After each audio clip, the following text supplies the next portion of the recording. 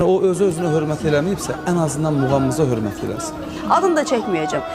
Bir muğam ifaçımız bildiyiniz idman kostyumunda, el şənliyində, sportivlidə də rusların sözü olmasın, səhnədə toyda ifa eləyirdi. İdman kostyumu yoxdur ümumiyyətlə, idman paltarı var. Hə, onun o videosunun altında o qədər şərhlər yazmışdılar. Belə deyim, ən azından o özü-özünə hörmət eləmirsə, o kimsə bilmirəm, tanımadım.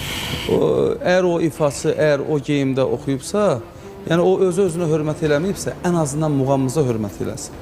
Bizim muğamımızı Xan Şuşinski kimi nəhəngi olub, Yaqub Məmmədov olub, Arif Babayev olub, bizim Alim Qasımovumuz var, Mənsum İbrahimovumuz var, bizim digər xalq artistlərimiz var, sənətkarlarımız var.